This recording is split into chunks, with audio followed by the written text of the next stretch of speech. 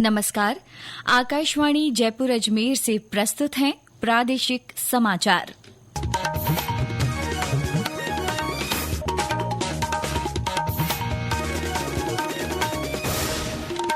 मुख्य समाचार। प्रधानमंत्री नरेंद्र मोदी आज मिजोरम, मणिपुर और असम में कई विकास परियोजनाओं का शिलान्यास और लोकार्पण करेंगे। प्रदेश में प्रधानमंत्री आवास योजना शहरी 2.0 के तहत 9,763 नए आवास बनाए जाएंगे। इस साल की तीसरी राष्ट्रीय लोक अदालत आज आपसी राजीनामे से निपटाए जाएंगे प्रकरण और राजस्थान पुलिस कांस्टेबल भर्ती परीक्षा आज से 2 दिन चलने वाली परीक्षा को लेकर सुरक्षा के कड़े इंतजाम। समाचारों के साथ मैं माधुरी वशिष्ठ और अब समाचार विस्तार से।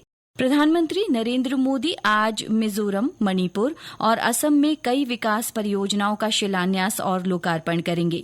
श्री मोदी सबसे पहले मिजोरम के आइजोल में 9,000 करोड़ रुपए से अधिक की विकास परियोजनाओं का शिलान्यास और उद्घाटन करेंगे। प्रधानमंत्री एक जनसभा को भी संबोधित करेंगे। इसके बाद प्रधानमंत्री मणिपुर जाएंगे, जहां वे 8,500 करोड़ रुपए से अधिक की कई विकास परियोजनाओं का शिलान्यास और लोकार्पण करेंगे। श्री मोदी का चुरा चांदपुर और इम्फाल में भी कई परियोजनाओं को राष्ट्र को समर्पित करने का कार्यक्रम है। प्रधानमंत्री असम के गुवाहाटी में भारत रत्न डॉक्टर भूपेन हजारिका की 100वीं जयंती समारोह में शामिल होंगे। प्रधानमंत्री आवास योजना शहरी 2.0 के तहत प्रदेश में 9,763 नए आवास बनाए जाएंगे। मुख्य सचिव सुधांश पंत की अध्यक्षता में कल जयपुर में हुई राज्य स्तरीय सैंक्शनिंग और मॉनिटरिंग कमेटी की बैठक में ये निर्णय लिया गया। इन आवासों के लिए प्रत्येक पात्र लाभार्थी को 2.5 लाख रुपए का अनुदान मिलेगा। इसमें से 1.5 लाख रुपए केंद्र सरकार और 1 लाख रुपए राज्य सरकार की ओर से दिए जाएंगे। इन आवासों की अंतिम स्वीकृति केंद्र सरकार की 17 सितंबर को होने वाली CSMC की बैठक में दी जाएगी। उप मुख्यमंत्री दिया कुमारी ने कहा है कि राजस्थान की परंपरा, संस्कृति और मेहमान नवाजी राज्य की असली ताकत है।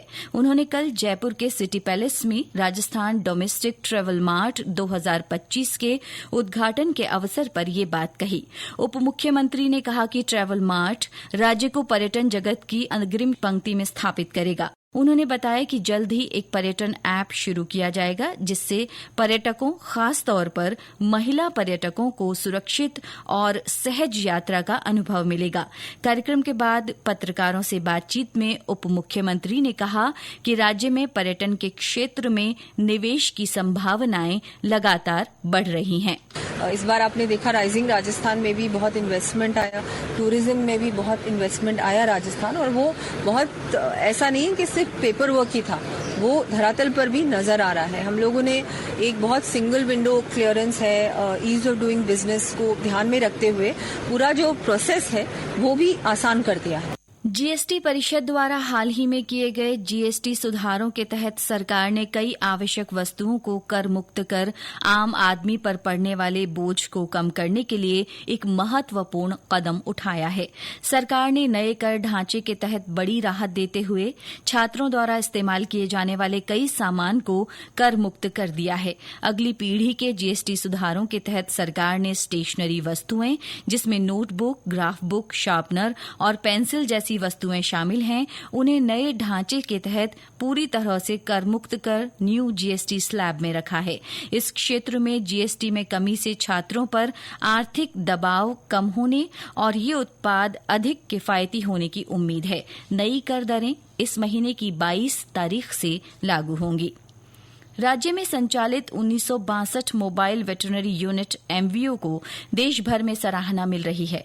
इसी साल अप्रैल में शुरू किया गया ये नवाचार MVO कॉल सेंटर के साथ व्हाट्सएप चैटबॉट पर भी चलाया जा रहा है।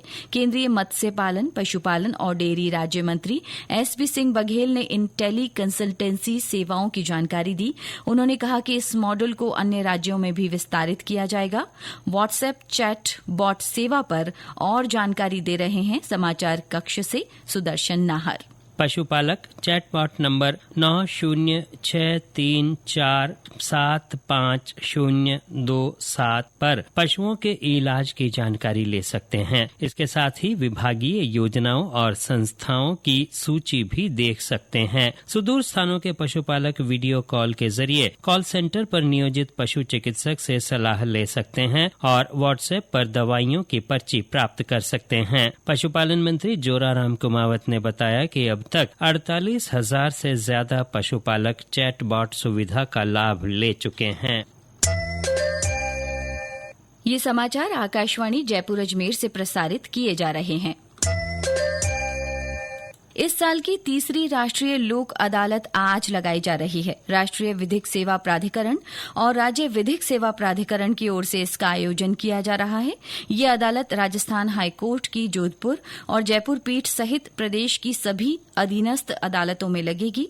इसके साथ ही राजस्व न्यायालयों, उपभोक्ता आयोगों और अन्य प्रशासनिक अधिकरणों में भी इसका आयोजन किया जा रहा है। राजस्थान राज्य विधिक सेवा प्राधिकरण के सदस्य सचिव हरिओम अत्री ने बताया कि राष्ट्रीय लोक अदालत में राजीनामे के माध्यम से विभिन्न मामलों को निपटाया जाएगा। इसके लिए कुल 498 बेंचों का गठन किया गया है। मामलों की सुनवाई ऑनलाइन और ऑफलाइन दोनों माध्यमों से की जाएगी। राजस्थान पुलिस कांस्टेबल भर्ती परीक्षा आज आयोजित की जा रही है। राजस्थान पुलिस भर्ती बोर्ड की ओर से 2 दिन चलने वाली ये परीक्षा 10,000 पदों के लिए ली जा रही है। इस परीक्षा के लिए कुल 5,24,740 उम्मीदवारों ने आवेदन किया है। रिक्त पदों में कांस्टेबल, सामान्य, चालक, बैंड, पुलिस दूरसंचार तथा हाल ही में गठित 3 महिला बटालियन अमृता देवी, कालीबाई और पद्मिनी देवी के पद शामिल हैं। सभी परीक्षा केंद्रों को सीसीटीवी से कवर कर पुलिस मुख्यालय में कंट्रोल रूम बनाया गया है, जहां से लाइव मॉनिटरिंग की जाएगी। परीक्षा केंद्रों के प्रवेश द्वार पर अभ्यर्थियों की बायोमेट्रिक जांच होगी और केवल जांच के बाद ही प्रवेश मिलेगा। अतिरिक्त पुलिस महानिदेशक एटीएस और एसओजी वीके सिंह ने बताया कि परीक्षा की पारदर्शिता सुनिश्चित करने के लिए विभाग ने कड़े प्रबंध किए हैं। ऐसे उपाय किए गए हैं जिसमें अगर किसी ने थोड़ा भी चालाकी करने की कोशिश की तो वो पुलिस की नजरों से बच नहीं पाएगा। जो आम दिन में पुलिस की बंदोबस्त होती है उससे काफी कड़ा बंदोबस्त है और जो सर्विलांस की जितनी विधा हो सकती है वो सारा इसमें डिप्लॉय किया जा रहा है। हिंदी दिवस कल देश भर में मनाया जाएगा। हिंदी भाषा के प्रचार और प्रसार को बढ़ावा देने के लिए हर साल 14 सितंबर को ये दिन मनाया जाता है। हिंदी दिवस का राज्य स्तरीय समारोह जयपुर के एसएमएस मेडिकल कॉलेज सभागार में आयोजित किया जाएगा। भाषा और पुस्तकालय विभाग की ओर से आयोजित होने वाले समारोह में मुख्यमंत्री भजनलाल शर्मा शिरकत करेंगे।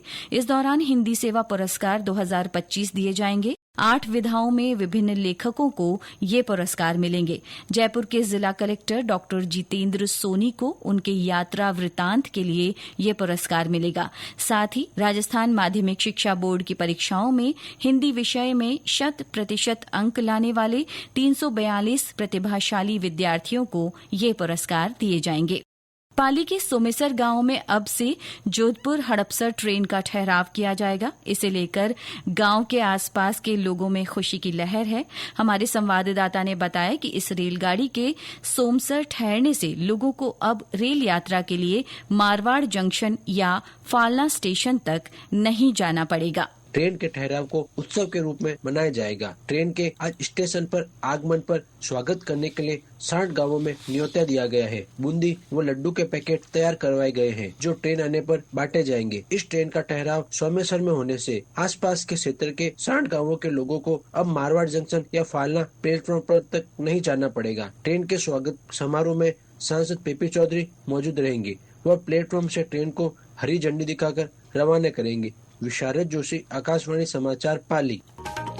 और अंत में मुख्य समाचार एक बार फिर। प्रधानमंत्री नरेंद्र मोदी आज मिजोरम, मणिपुर और असम में कई विकास परियोजनाओं का शिलान्यास और लोकार्पण करेंगे।